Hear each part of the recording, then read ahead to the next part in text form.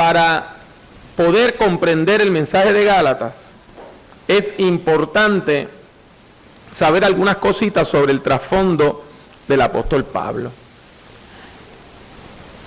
En la mayor parte de nuestras iglesias se dicen cosas sobre Pablo que no son del todo correctas. Por ejemplo, ¿cuántos de ustedes han escuchado que Pablo se cambió el nombre? Que antes se llamaba Saulo y se cambió el nombre a Pablo. ¿Usted ha escuchado eso? Eso no es del todo correcto. Y lo vamos a ver en un minutito. ¿Quién era este muchacho?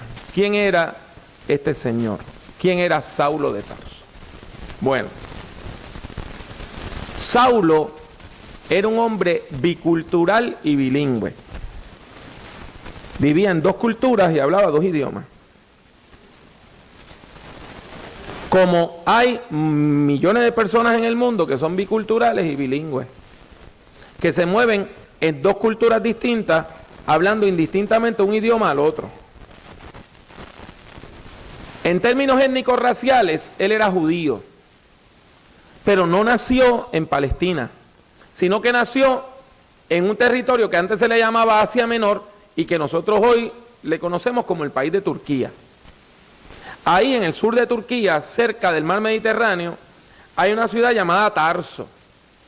Y Tarso era una ciudad importantísima en el mundo antiguo porque tenía la segunda biblioteca más grande del mundo.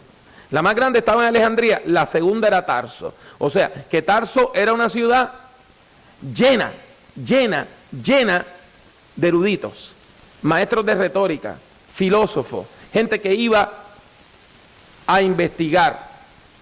Y en esa ciudad, en ese ambiente de bullicio cultural, se cría este muchacho, judío, pero hablando griego, estudiando la Biblia hebrea y la filosofía y la poesía griega. Ahora, ¿cómo fue que él llegó ahí? Mire, la historia es un poquito compleja y no le voy a decir todas las fechas porque no les quiero aburrir, pero lo importante es que usted sepa que cerca del año 60 a.C., dos hermanos estaban peleando por el trono de Judea. Uno se llamaba Aristóbulo y el otro se llamaba Hircano. Y en medio de eso, ellos decidieron vender el país. Y el que estaba perdiendo la pelea mandó un mensaje a Roma diciendo: si ustedes vienen, nosotros nos convertimos en súbditos suyos, pero me dejan a mí gobernando. Y eso fue lo que pasó. Llegó el general Pompeyo, que ese nombre para usted no es muy importante, pero Pompeyo era uno de los contemporáneos de Julio César. Formó parte del primer triunvirato. Y él llegó y sin disparar una sola flecha conquistó Palestina. Y el gobierno de Judea le entregaron el poder. Y desde ese momento todo lo que pasaba en Palestina pasaba bajo la tutela de los romanos. Pompeyo se llevó miles de judíos como esclavos. En el mundo antiguo la esclavitud no tenía nada que ver con el color de la piel, ¿sabe? Eso es algo moderno. Y entre esos esclavos, los eruditos entienden que estaba el abuelo de Pablo. Y así es que el abuelo de Pablo llega a Turquía, a Asia Menor, sirve como esclavo de una familia.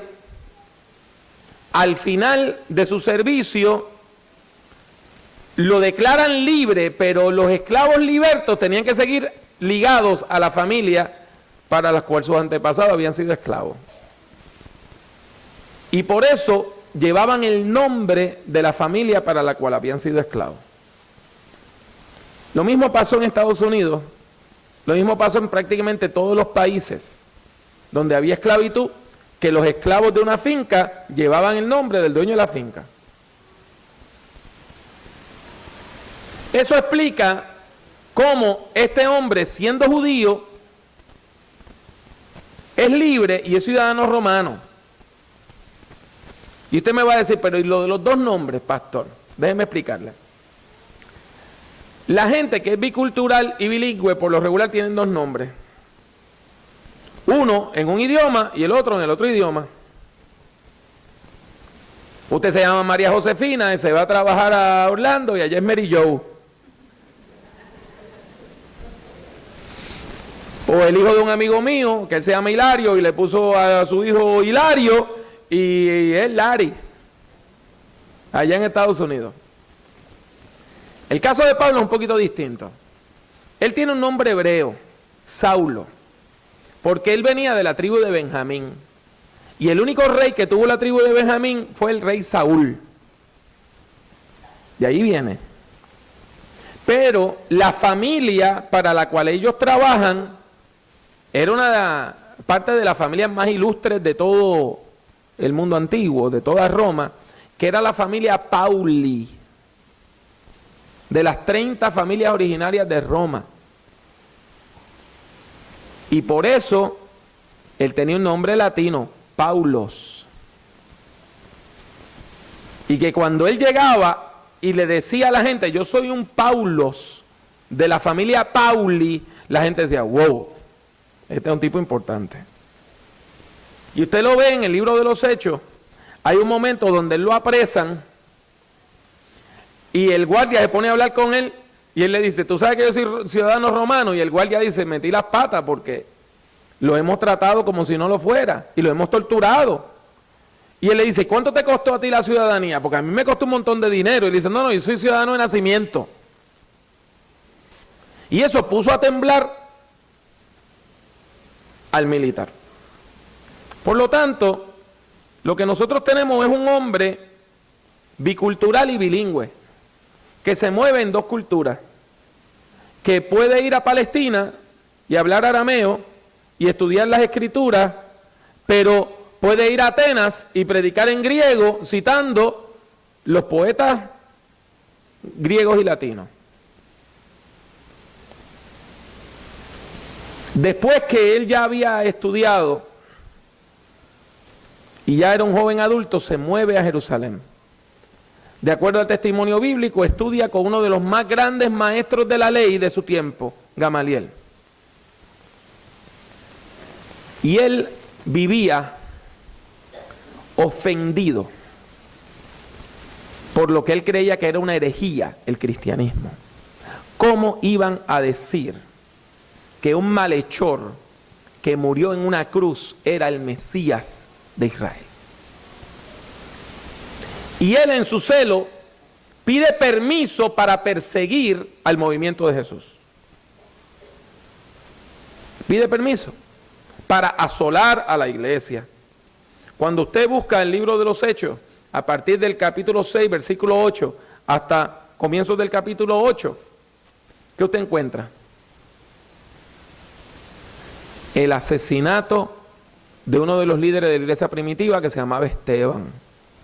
Y después que los Hechos le cuentan todo, le dicen que el que estaba orquestando todo, que el que organizó todo, el que aprobó ese crimen, era Saulo de Tarso. No contento con eso, él pidió un permiso especial para perseguir a la iglesia fuera del territorio de Judea.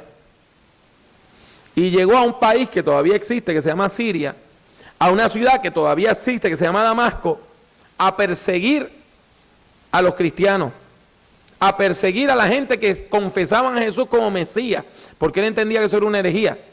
Y él llevaba cartas que le daban poderes para meter a esa gente presa. Pero entrando en la ciudad, tiene una experiencia de fe. Y cae al suelo, cegado. Los que andaban con él no escucharon lo que él estaba escuchando. Y lo ven hablando solo. Y piensan que está loco. Y se levanta de ahí ciego. Y va a un lugar a esperar que alguien vaya a orar por él. En ese encuentro, Saulo pasa por un momento horrible. Que cuando un ser humano pasa por ese momento jamás vuelve a hacer lo mismo. Él escucha una voz y él sabe que es algo de Dios. Y él le pregunta a la voz: ¿quién tú eres? ¿Quién me está hablando? Probablemente él esperaba que le dijeran que era el ángel Gabriel o el arcángel Miguel. Pero la voz le dice: yo soy Jesús, a quien tú persigues. Entiendan el cambio de paradigma. Él entiende que está persiguiendo a unos locos que piensan que un criminal es el Mesías y que todo es una mentira peligrosa para Israel. Y cuando Jesús le dice: yo estoy vivo, yo resucité, yo soy el Señor, yo vivo, y cuando persigues a mi pueblo me persigues a mí, él se da cuenta que todo lo que había creído estaba equivocado. Usted sabe lo que es usted llegar a un momento que mira para atrás y se da cuenta que toda su vida ha estado mal, que usted estaba equivocado toda su vida, que usted ha cometido un error terrible y que en nombre de ese error usted ha cometido crímenes y usted ha matado gente y usted ha metido gente presa y todo era mentira. El que estaba equivocado era usted.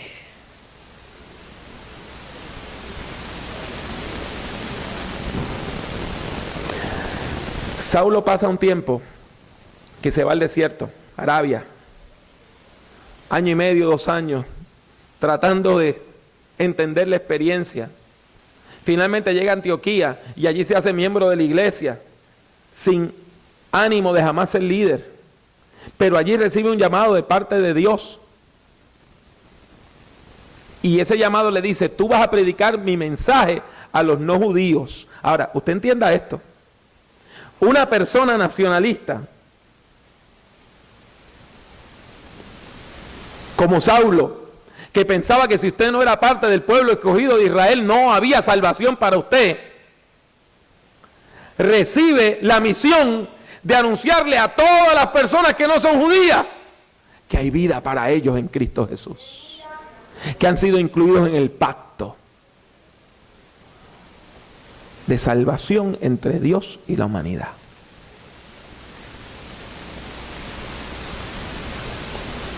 Y Saulo, para llevar a cabo ese ministerio entre la gente no judía, usa su nombre no judío, su nombre grecorromano, Paulos, y nosotros en español lo llamamos Pablo.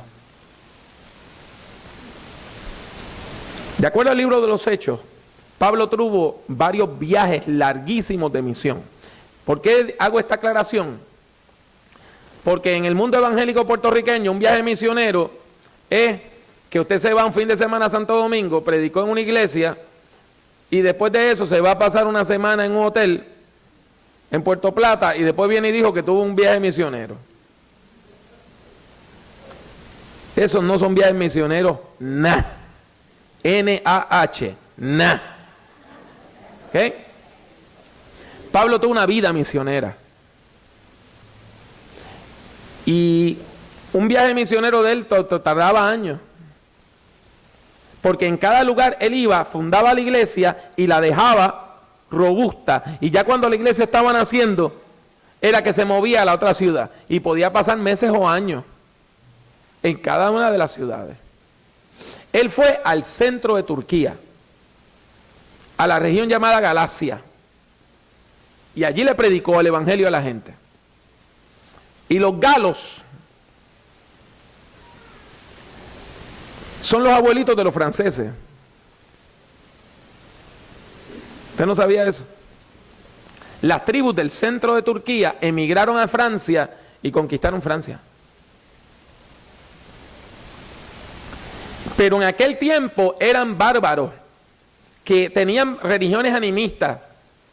Pastor, no entiendo eso de religión animista. Mire, que adoraban palos, piedras, ríos. Eso. Que a cosas que no tienen vida, piensan que tienen alma, ánima. Por eso son religiones animistas. Ellos adoraban una cosa que le llamaban los rudimentos del mundo, los elementos del mundo, los palos, las piedras. Mira que en aquel puente hay un fantasma, que en aquella montaña hay un espanto. Y Pablo va y les evangeliza y les predica el mensaje de Jesucristo. Y un grupo de los Gálatas aceptan el mensaje cristiano, se hacen cristianos, comienzan a alabar y adorar el nombre de Jesús y conocen la salvación que viene por medio de Cristo Jesús, Señor nuestro. Pero,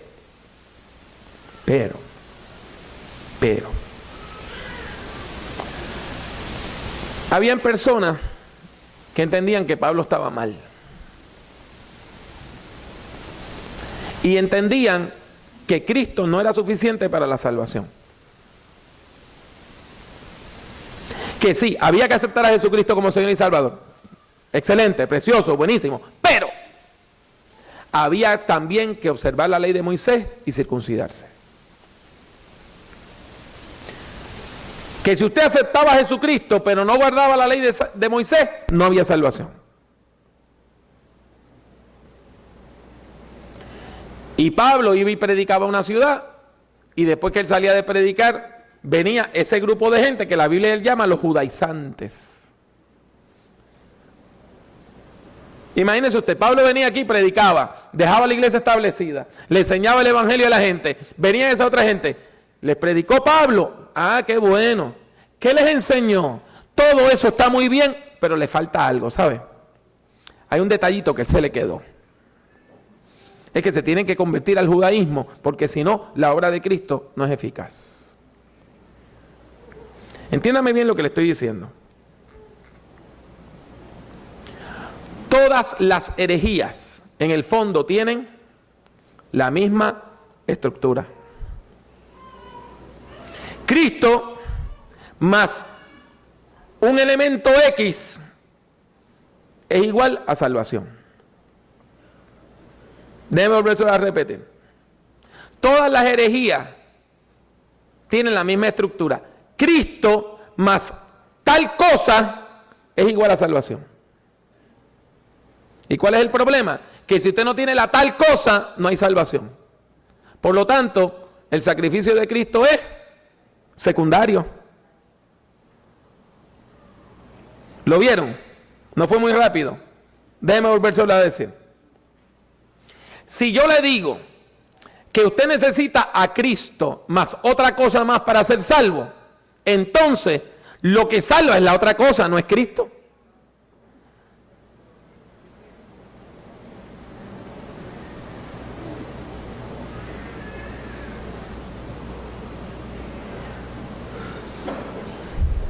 Si usted tiene una llave para entrar a la casa y usted la trata y la puerta no abre, la trata, y yo le digo, no, espérate, es que necesitas esta segunda llave. Pues mire, si no tiene la segunda llave, la primera no sirve. Y ese era el error de los judaizantes. Estaban diciendo que el sacrificio de Cristo no era suficiente. Estaban menospreciando la cruz de Cristo. Porque estaban diciendo, a menos de que observe la ley de Moisés, no hay salvación. Y usted me va a decir, hermano Pablo, ¿y por qué usted nos está explicando esas cosas hoy? Nosotros no tenemos hoy judaizantes, ¿verdad que no? No hay nadie por ahí que venga a decirle que usted se tiene que circuncidar, que tiene que guardar las leyes dietéticas, y no, si no, no se salva. Sin embargo, la estructura de la herejía sigue siendo igual. Cuando viene alguien con una falsa doctrina, siempre le dice lo mismo. ¿Crees en Cristo? ¡Qué bueno! ¿Te falta algo? ¿Te falta algo? ¿Qué es lo que te falta? Lo que yo te traigo. Y si no tienes lo que yo te traigo, no eres salvo. Y el sacrificio de Cristo no es efectivo. Algunas personas le dicen a uno que tienes que predicar la prosperidad, y que si no predicas la prosperidad, y que si uno se va a hacer rico, si busca al Señor, no hay salvación para ti. Hay países donde el evangelio está mezclado con la politiquería. O usted no recuerda, quizás las personas más jóvenes no recuerdan porque ya, gracias a Dios, eso se ha subsanado un poco. Pero cuando yo era un niño, yo escuchaba que en Irlanda del Norte protestantes y católicos se estaban matando. Y dice, pero si son cristianos, ¿cómo un cristiano católico va a matar a un cristiano por ser protestante? Entonces había toda una ideología nacionalista ahí metida detrás. Hitler hablaba de Cristo. No solamente hablaba de Cristo. Hitler recibió el aval de la Iglesia Institucional en Alemania.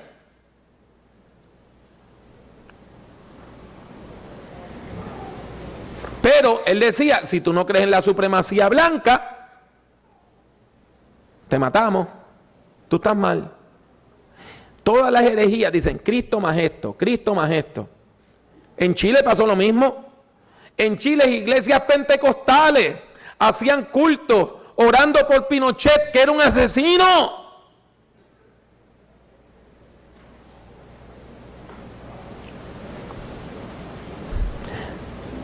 Usted se puede imaginar que Pablo tuvo una mala reacción.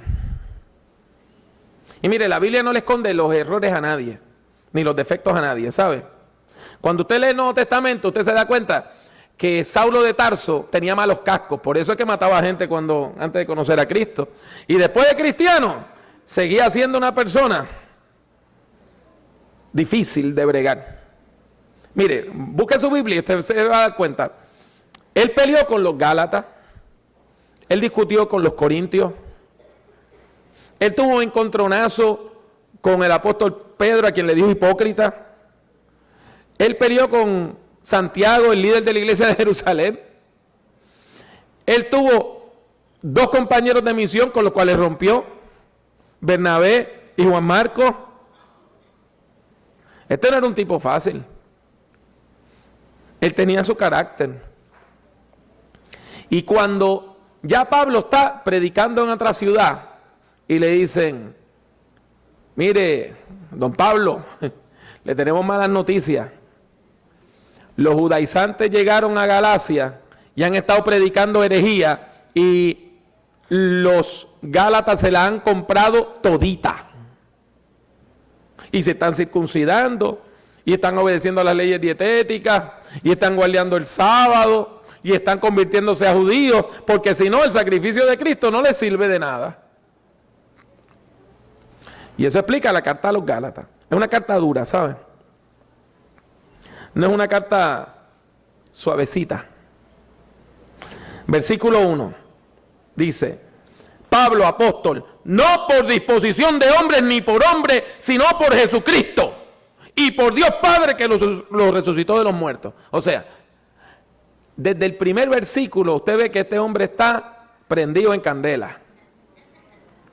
O para usar la palabra puertorriqueña, que ya nadie entiende, porque ya nadie usa un fogón caliente, está enfogonado, está metido en un fogón, está prendido en candela.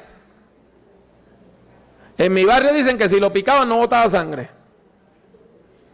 porque había hervido la sangre y ya lo que tenía por venas era sangre coagulada, por no decir morcilla. Pues mire, él desde la soltá le dice, todo eso que le han dicho ustedes, que yo no tengo un ministerio correcto, que yo predico herejía, que a mí nadie me mandó. Mire, a mí quien me llamó fue Dios.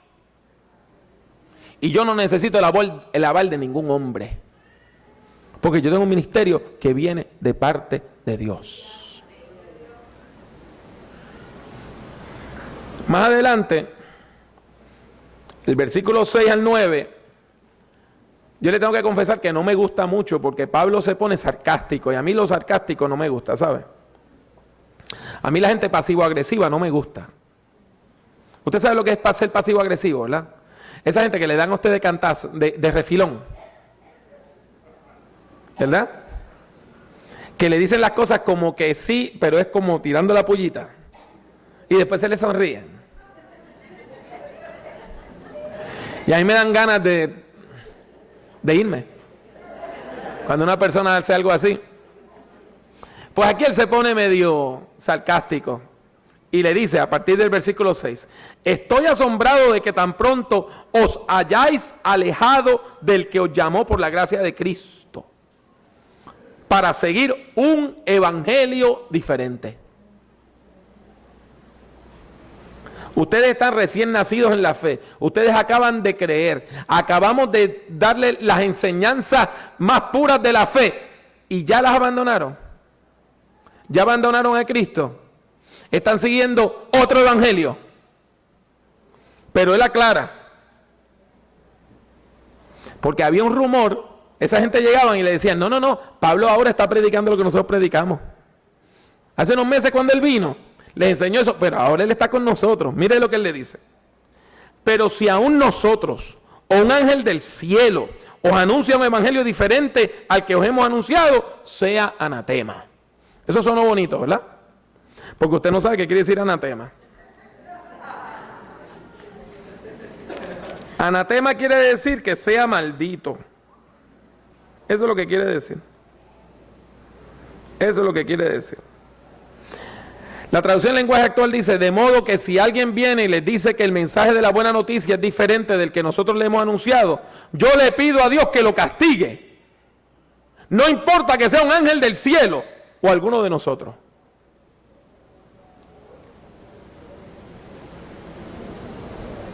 Pablo lo que le está diciendo, miren hermano, si yo mañana me desconvierto y pierdo la fe y empiezo a predicar herejía, no me crean. Si mañana baja un ángel del cielo y empieza a predicar herejía, no le crean. Hay un solo mensaje, hay un solo evangelio, hay un solo Cristo y no está en venta. Y no nos podemos separar del evangelio que hemos aprendido. Esto es bien importante, porque en cada generación surgen nuevos movimientos y nuevas visiones de la fe.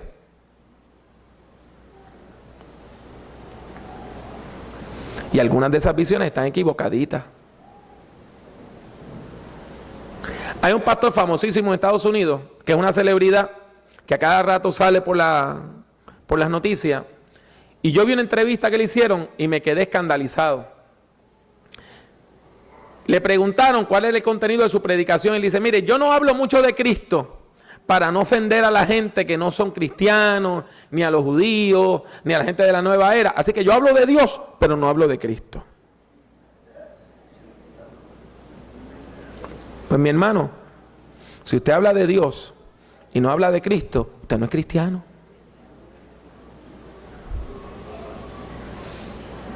Vamos a aguar el mensaje. Eso es lo que vamos a hacer. Vamos a seguir teniendo una iglesia light. Yo me acuerdo, hace muchos años yo vi una caricatura que decía, la iglesia baja en calorías, la iglesia light. Entonces decían, en vez de 10 mandamientos tenemos 5. En vez del diezmo nada más tiene que dar 2.5. Los cultos duran media hora y el sermón 5 minutos. Mire, no podemos seguir aguando el mensaje. No nos podemos seguir llevando por cada viento de doctrina.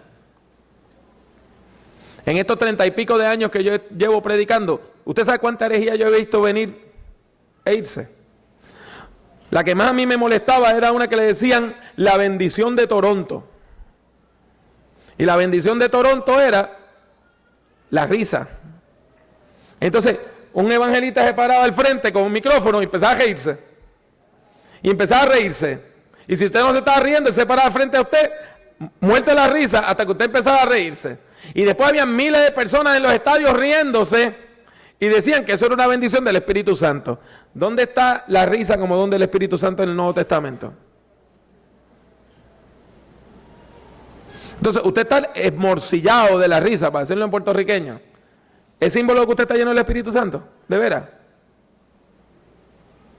O como dirían los muchachos ahora, ¿en serio? ¿Usted me va a decir eso a mí? Pues mire, hermano, tenemos que tener cuidado, porque continuamente el mundo nos va a traer falsa doctrina. Y vamos a mezclar el evangelio con esto. Y vamos a mezclar el evangelio con esto otro. Y vamos a aguar el mensaje. Y vamos a bajar la barra. Pero si es otro evangelio, Dios no lo acepta. Esta iglesia lleva 86, en octubre cumple 87 años predicando el evangelio en este litoral. Y el evangelio que predicamos hoy es el mismo evangelio que predicaron los misioneros. Es el mismo evangelio que predicó Florentino Santana en los años 40. Es el mismo evangelio que predicó Carlos Martínez en el 60. Es el mismo evangelio que predicó Ezequiel Sánchez en el 67. Es el mismo evangelio que predicó Miguel Morales. Es el mismo evangelio que predicó Justino Pérez.